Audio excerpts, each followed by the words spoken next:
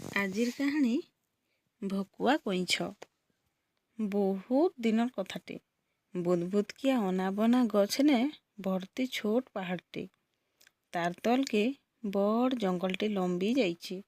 জঙ্গল সারা বড় বড় শাল শাগুয়ান গছ ভর্তি হয়েছি। জঙ্গলর গুটে আড়ে ছোট বন্ধটি। বন্ধর হিড়কি লাগি করি সরু চলা রাস্তাটে লম্বি যাইছে কাহি কেতে দূর।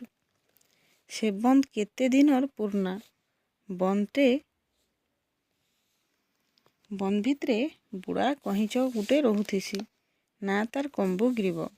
দিনে দুইটা রাজহଂସ আকাশে উড়ি যাউথিসন। উড়ি যাও যাও সে বন্ধকে দেখলে। বন্ধ ନିର୍ମଲ ପାଏନ୍ ପଦ୍ମଫୁଲ କଡ଼ତି ପୂର୍ତ୍ତି ହେଇଛି। ଦୁହେଁ ଲୁଭେ ସେମାନେ ବନ୍ଧ ପାସ୍କେ ଆଇଲେ। ଆର୍ ସେଦିନୁ ସବୁଦିନ ଆସିକରି ବନ୍ଧର ପାନି ପହଁରୁଥିଲେ, ପଦ୍ମନାଡ଼ ଭାଙ୍ଗି କରି ଖାଉଥିଲେ।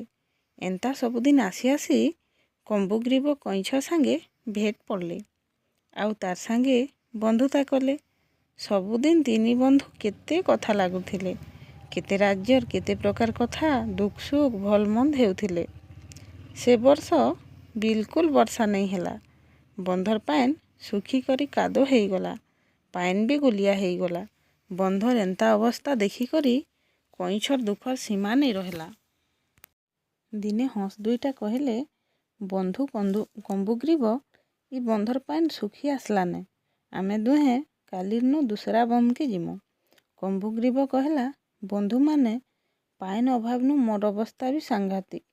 ମୋର ଲାଗି କିଛି ଗୋଟେ ଉପାୟ ଚିନ୍ତା କର। ହଂସମାନେ କହିଲେ, ବନ୍ଧୁ କମ୍ବୁଗ୍ରୀବ, ତମକୁ ଛାଡ଼ି ଯିବାର କଥା ଚିନ୍ତା କଲା ବେଲେ ଆମକୁ ବି ବହୁତ ବାଧୁଛି। ହେଲେ ତୁମେ ତ ଆମର ଏନ୍ତା ଆକାଶେ ଉଡ଼ି ନେଇ ପାର। ତୁମର ଲାଗି ଆମେ କାଁ କରିପାରମୁ। କମ୍ବୁଗ୍ରୀବ କହେସି, ମନୁ କହିଛନ୍ ପରେ, ଜଣେ ବନ୍ଧୁର ଉପରେ ବିପଦ ପଡ଼ଲେ আর ଜଣେ ବନ୍ଧୁ ସାହାଯ୍ୟ କରସନ୍। ତୁମେ ମାନେ ମୋର ସାଙ୍ଗ। ଏବେ ମୋର ଜୀବନ ତୁମର ହାତେ। ଇଟା ଶୁନିକରି ହଂସମାନେ ଗୋଟେ ଉପାୟ ବତାଲେ ଯେ ବରକସ ଡାଙ୍ଗ ଗୁଟେ କେ ମଝିତେ କଇଁଛ ଚାବି କରି ଧରବା। আর দুই সাইডকে দুই পট হଂস ତାଙ୍କର ଥଣ୍ଟନେ ଚାବି କରି କଇଁଛକେ ଉଡ଼େଇ ନେବେ। କଇଁଛ ହଁ କରସି। ଫେର ହଂସମାନେ କହେସନ୍ ଯେ ବନ୍ଧୁ କମ୍ବୁଗ୍ରୀବ, ଇନ ଗୋଟେ ବିପଦ ଅଛେ। ଉଡ଼ବା ଆଗରନୁ ତମକୁ ସତର୍କ କରେଇ ଦେଉଛୁଁ।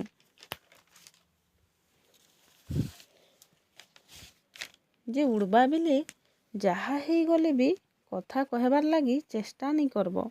ଯଦି କଥା କହିବାକେ ଚେଷ୍ଟା କରବ ହେଲେ ସର୍ବନାଶ ହେଇଯିବା। କମ୍ବୁଗ୍ରୀବ କଇଁଛ କହିସି, ସେ ଦାୟିତ୍ୱଟା ମୋର। ସେ ବିଷୟନେ ତୁମେମାନେ ଚିନ୍ତା ନେଇ କର। ବେଶ ବେଶ ଏବେ ଚାଲ କହିକରି ହଂସ ଦୁଇଟା କମ୍ବୁଗ୍ରୀବ କଇଁଛକେ ଧରିକରି ଉଡ଼ି ଚାଲଲେ। ପାହାଡ଼ ଜଙ୍ଗଲ ପଡ଼ିଆ ଗାଁ ଉପରେ ବୁଢ଼ା କଇଁଛକେ ଧରିକରି ଉଡ଼ି ଯାଉଥିସନ୍।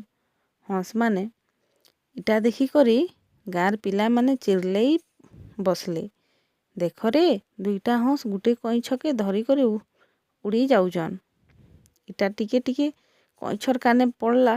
ସେ ଜାନବାର ଲାଗି ଚାହିଁଲା କି କିଏ ଏନ୍ତା ଚିର୍ଲଉଛନ୍ ବୋଲି। ଦମ ଧରି ନାଇ ପାରଲା। ଯେନ୍ତା ହଂସମାନଙ୍କୁ ପଚରେଇଛେ, ବନ୍ଧୁ ଏତକି କହିଛି କି ତାର ଟୁଣର କଥା ଟୁଣେ ରହିଗଲା। ଆଁଖ ମିଟକାକେ ଆସିକରି ଭୁଇଁନେ କଚାଡ଼ି ହେଇକରି ମରିଗଲା। ହଂସ ଦୁଇଟା କଇଁଛରି ଦୁର୍ଦ୍ଦଶା ଦେଖିକରି ମନ ଦୁଃଖେ ଉଡ଼ି ପଲାଲେ।